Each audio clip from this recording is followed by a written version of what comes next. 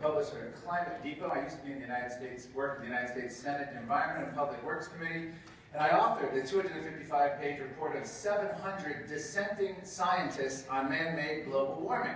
It's since grown to over 1,000, and every week it seems scientists, particularly the ones who retire and no longer feel the pressure, are coming out saying, we were wrong. Everyone from James Lovelock and others who now says we didn't have the physics worked out. I am here to applaud the West Virginia changes. Even if you are not a global warming skeptic, these changes are basically fostering an open debate, and they're against indoctrination to tell kids that there is no debate, you cannot dissent.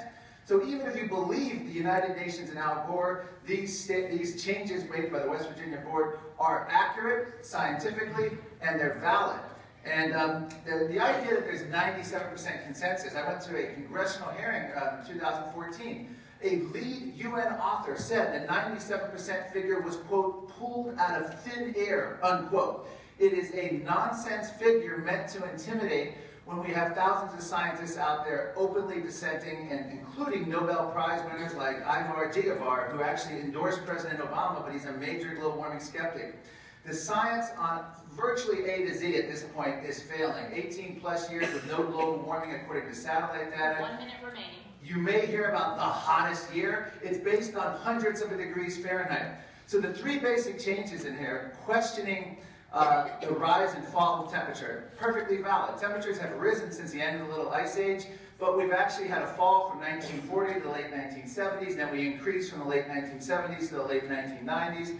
Now we're at a standstill. Temperatures go up and down. We probably dropped since the medieval warm period.